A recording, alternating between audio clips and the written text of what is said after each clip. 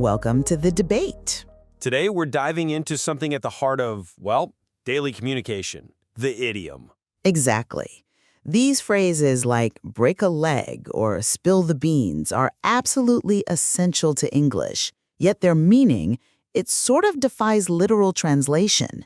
And this leads to a really profound question about how we, as modern speakers, actually derive and maintain their meaning. Right, so our central question today is whether the enduring function of these common idioms relies more on their historical documented origins or on the strength of their modern, visceral metaphorical imagery. And I'll be arguing that the historical origin provides the essential structural logic, the grammar for the idiom's persistence, if you will. And I come at it from a different angle. While I agree the etymology is fascinating, I'm going to argue that the enduring utility of these phrases is driven almost entirely by the immediate, accessible psychological image they create. The visceral metaphor is primary. History is, well, it's secondary. Okay, so let me articulate my perspective by focusing on what I see as historical necessity. The specific choice of words in an idiom often makes structural sense only through its genesis. Recognizing the original environment is key to understanding why that precise collection of words endured. Consider face the music. We all know it means accepting unavoidable consequences. But the specific wording is tied to documented historical practices, whether it was a military drum corps signaling discipline or a performer literally required to face the orchestra pit and the audience. The fact that the origin is debated but universally recognized as necessary to justify the specific words used illustrates that the roots are historical. If we just said accept consequences, the phrase loses all of its character. Okay. And we see this same historical conditioning in spill the beans, used to mean revealing a secret. Its foundational logic is often traced back to ancient Greek voting practices, where overturning a jar of beans would prematurely reveal the election results. The origin doesn't just provide trivia, it provides the action that grounds the entire phrase, that accidental, irreversible revelation. That's an interesting point, though I would frame it very differently. I mean, if the meaning and utility relied so heavily on obscure history, these phrases would simply die out the moment the original context faded, yet they persist. And I think they persist because the emotional image completely takes over. I contend that the utility of an idiom is dictated by the strength of the modern, immediate psychological metaphor it creates. I'm not so sure. Well, look at cold feet. The phrase means nervousness or a sudden desire to retreat from a big decision. Its power comes not from some specific, forgotten historical event, but from the visceral image of physical retreat, the coldness suggesting inhibition, reluctance, maybe even pain that makes you want to flee. This generalized, accessible image is what allows us to apply it to avoiding combat, sure, but also to canceling a wedding or walking out of a job interview.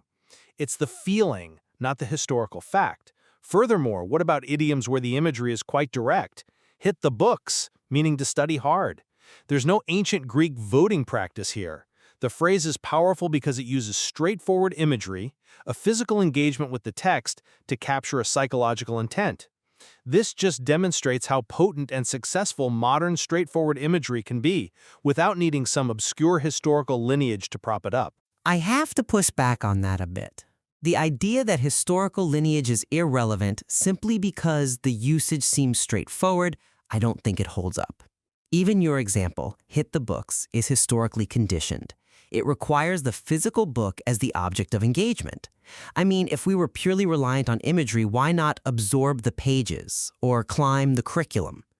The structure, that specific verb-object relationship, is set by historical practice, even if that practice is only decades old. But let's move on. Let's talk about a situation where tradition truly dictates linguistic structure, even overriding literal sense. Break a leg. The superstition surrounding this in the theater world perfectly illustrates the power of tradition.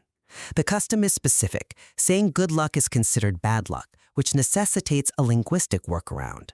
Okay. Theatrical tradition. The origin of the taboo, whether it was about preventing malicious spirits from hearing the wish or just a custom of substituting opposites, is what mandates the phrase.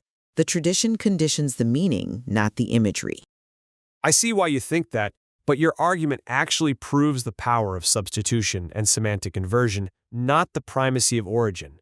The phrase works because the modern theater community agrees it means encouragement. The success of break a leg demonstrates that a phrase with a previously violent literal meaning can be socially adopted as encouragement, entirely overriding its inherent image. But that agreement is based on... It's generated by the intent of the modern usage, the social contract among performers, not the historical reason for the taboo. I have been in a rehearsal room when someone slipped up and said good luck, and the immediate, palpable discomfort is a reaction to violating a current social practice, not mourning an ancient custom. The imagery of a broken limb is completely irrelevant. The emotional context of encouragement is what gives it currency today. But that social contract is itself built on precedent. The idiom structure is historically anchored. Take Face the Music again. While we use it generally today, it was initially used in highly specific contexts, military discipline or public performance. That historical specificity provides the phrase's initial precision, the ability to articulate a very distinct kind of confrontation. Without that historical anchor, the words face and music become completely arbitrary. I'm just not convinced by that line of reasoning because specificity is the enemy of utility. For an idiom to endure and become widespread, it has to shed its specific, niche historical context and generalize. If face the music were only used by soldiers or musicians, it would be a jargon term, not a universally understood idiom. The reason it works today is the powerful, metaphorical image of confrontation, standing firm against an audible pressure. That imagery is far more potent than knowing whether the music refers to drums or an oboe. The historical roots might explain the vocabulary, but the modern general metaphor explains its enduring grammar.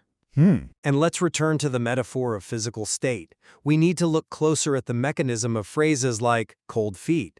The widespread application of this phrase to highly generalized, non-military scenarios, like business acquisitions or relationship commitment, it just demonstrates that the psychological metaphor is the dominant driver of meaning. The idiom captures that emotional physical transition necessary to flee. If the phrase were too narrowly tied to a specific military context, its application to business decisions would feel entirely out of place. It's the generalized, visceral image of reluctance that allows for its ubiquitous use. The meaning has undergone semantic drift, prioritizing feeling over fact. I see why you think that, but even the strongest visceral imagery must be tied to a documented action or an observable phenomenon to gain currency initially. The use of the words cold feet is not accidental or purely intuitive. It is historically conditioned by prior applications in tangible, documented situations where coldness was associated with a failure of nerve or actual physical flight. Look at Be on the Ball, which suggests competence and alertness. While the image is clear, keeping your eye on the objective, it originated specifically in sports like cricket or football. The physical requirement of alertness during play had to be tied to a documented action to gain currency in the broader language. The generalized psychological state, alertness, is only accessible because it was historically tied to a specific observable activity. The origin provides a structural logic. The image provides the contemporary flavor. I appreciate the complexity of that argument, especially for Be on the Ball, but I think you're confusing the origin story with the maintenance mechanism. The historical action fades, while the distilled meaning, the visceral image, remains. For the modern speaker, knowing that Be on the Ball comes from cricket is trivia. What matters is the image of readiness and competence. The image is potent enough to stand on its own without the historical crutch. We are discussing the enduring meaning, the thing that keeps the idiom alive long after its genesis is forgotten. And what about hit the books? It's an action of intensity, almost violent engagement with study. The potency is in the immediacy of the image. You argue for historical precision, but what is the hidden structural precision in hit the books that we are missing? Is it merely that books exist? I would argue its power is purely in its psychological intensity, that feeling of commitment, which is why it has endured, while other, less visceral phrases have faded. The structural precision in hit the books lies in its efficiency. It captures the essential interaction between student and material. My point is that the simplest idioms, like the most complex ones, still rely on a specific historical object or environment. Hit the books is geographically and temporally specific to a time and place where study involved physical texts. In a future world relying entirely on digital interfaces, that phrase will either die or it will be maintained by tradition, a nod to the way things used to be. It's a reference point that matters. I'm not sure I agree it will die, but okay. Well, let's adjust the relevance of obscured origins in daily speech using out of the blue. It means unexpectedly.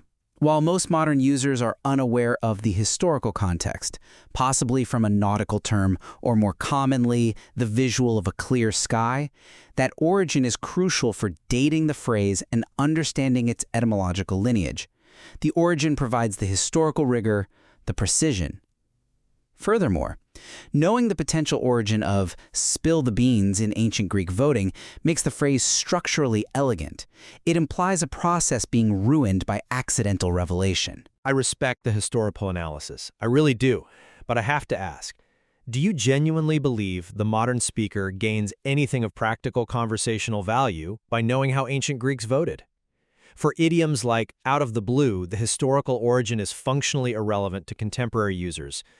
The phrase works because the imagery of something falling from the clear, empty sky provides an immediate, potent, and universal metaphor for suddenness. The literal sensory image, the shock of the unexpected, carries the entire weight of the meaning. The fact that the source may trace back to an obsolete process is just academic window dressing for what is fundamentally a very simple modern concept. I think it provides depth, not just window dressing. But I'm just not convinced by the reliance on historical lineage, because the evidence overwhelmingly shows the psychological image now dominates. When someone says, "Don't spill the beans," they are thinking about the chaos of revealing a secret, maybe about a surprise party. They are absolutely not thinking about ancient Greek suffrage, the immediate, relatable human action. The image of verbal recklessness is what sustains the phrase, not a forgotten tradition. The metaphor has completely decoupled from its historical foundation. But decoupling is never total. Semantic drift relies on the fact that there was a strong, well-defined starting point from which to drift. If the origin of spill the beans was something weak, say, flick the feathers, it never would have gained traction. The image of the beans scattering, the irreversible nature of that physical accident, is tied to the historical activity. The original context established the high emotional stakes of the metaphor. If we look at language through the lens of pure imagery, we lose the thread of why one phrase succeeds while hundreds of others fail. The ones that succeed usually do so because they were anchored in a concrete, specific reality, a reality we may have forgotten but which shaped the linguistic vessel itself. The historical context informs why these particular phrases evolved and endured, giving them a structural necessity beyond simple shared imagery. And I would argue the phrases that fail are the ones whose imagery is too weak or too time-bound. The idioms that endure, the successful ones, are those that create a universal, accessible psychological image that transcends their original time and place. The phrase is a vessel, yes, but the current meaning is the valuable cargo. And that cargo is the immediate visceral metaphor. Consider the longevity. If an idiom's original context dies, like specific military jargon or the rules of an obsolete sport, the strength of the visceral metaphor is the only thing that keeps it alive and applicable to new situations. The origin is the artifact. The imagery is the operating manual. It seems we continue to be on opposite sides here, debating whether the historical grammar or the modern vocabulary dictates the function of these linguistic structures. Indeed. And I maintain that the idiom's lasting power is the creation of a potent, accessible psychological image that speaks to human experience across time, regardless of what initially birthed the phrase. And I will continue to argue that while current usage relies on that imagery, the depth and resilience of idiomatic language are linked directly to their genesis. Their history provides the essential framework that allowed them to be adopted in the first place. Yet, exploring this tension between derivation and contemporary usage, it really enriches our understanding of language evolution immensely. It demonstrates the complex interplay between etymology and psychology. Absolutely. The material provides a rich basis for exploring how linguistic structures are maintained or, as you would argue, continuously reinvented by the collective mind.